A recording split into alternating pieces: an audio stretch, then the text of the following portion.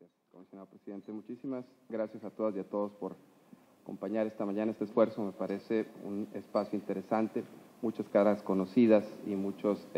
colegas de la comunidad de práctica con quienes hemos sostenido parte del trabajo durante mucho tiempo, pero también discusiones interesantes y formativas al respecto y, por qué no, algunas disidencias, como siempre, interesantes. A ver,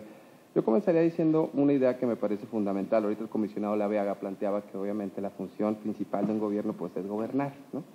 Quienes nacimos en los 70s, yo nací en los 70s, no quiero preguntarles a cada quien en qué año nacieron, no nos entraremos en indiscreciones. Aprendimos por la vía de las malas maneras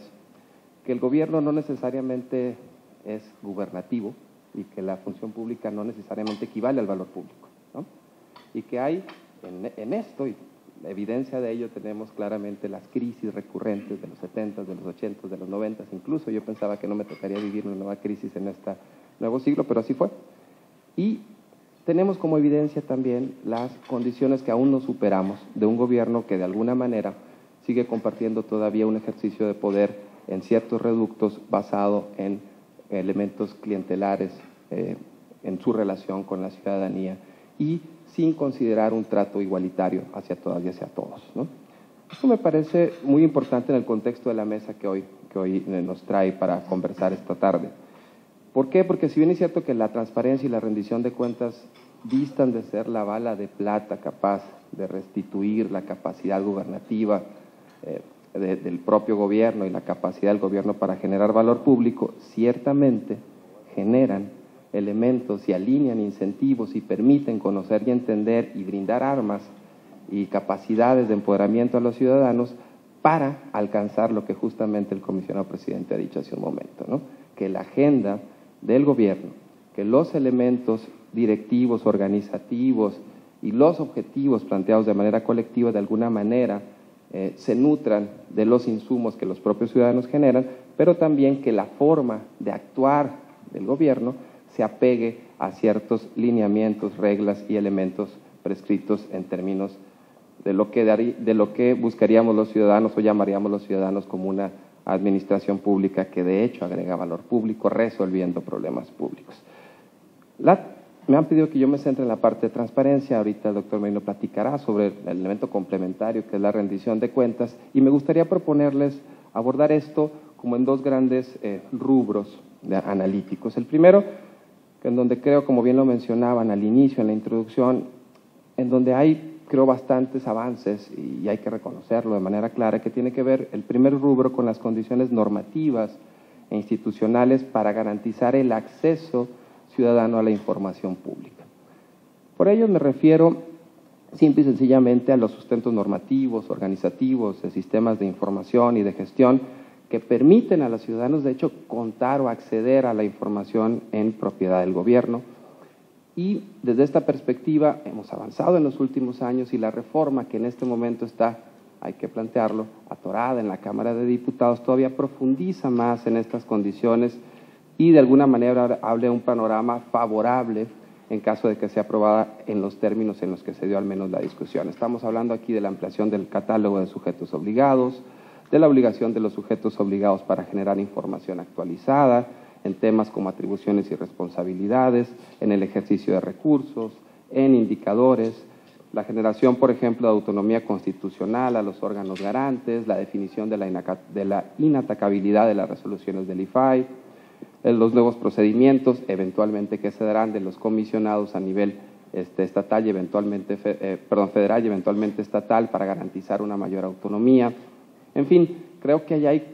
un conjunto de buenas noticias en el sentido de que estamos avanzando en el camino correcto y que ha habido de manera constante y consistente esfuerzos administrativos,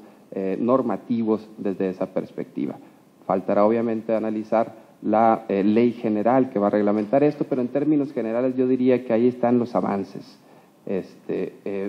las buenas noticias que podemos generar sobre este tema.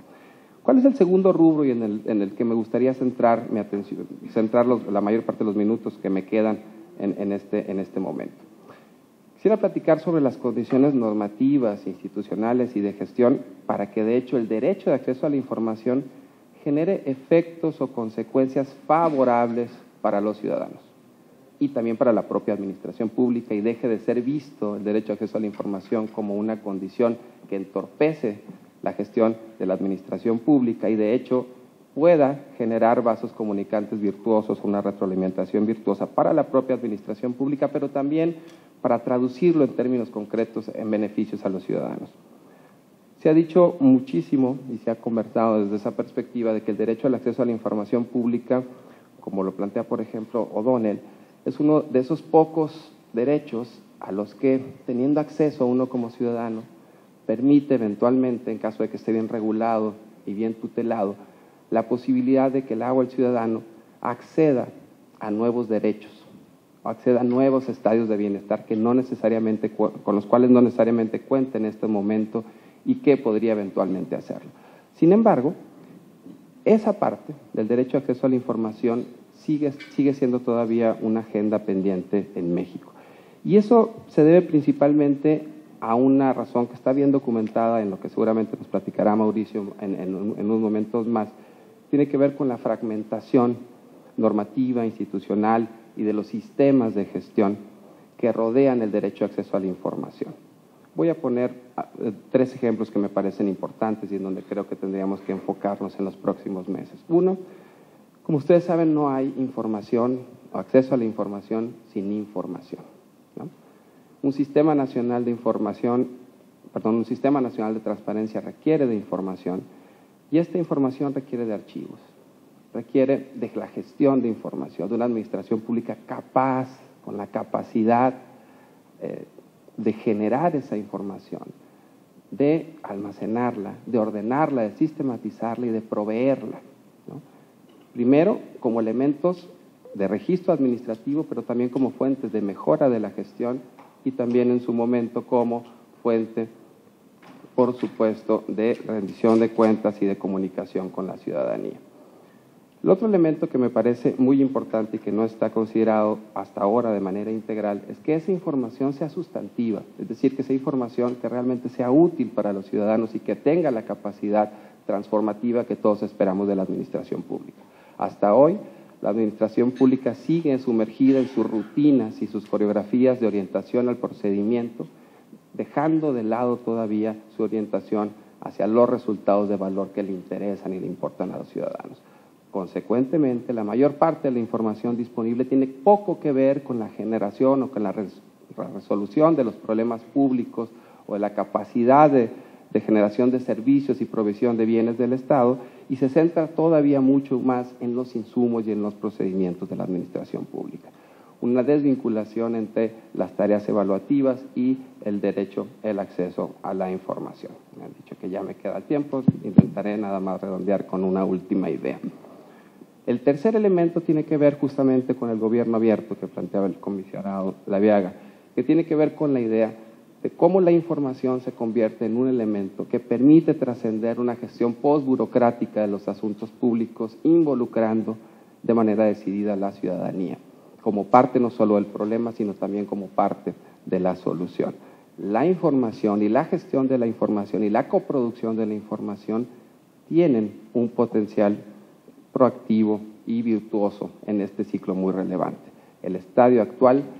hasta ahora, el derecho a acceso a la información se ha visto todavía como algo paralelo, complementario o aislado de estos 3 al menos sistemas que acabo de mencionar y que creo que tendrían que ser o conjuntar un elemento clave para avanzar el derecho a acceso a la información en una agenda que genere de hecho beneficios, insisto, para los ciudadanos y para la administración pública en su conjunto. Muchas gracias.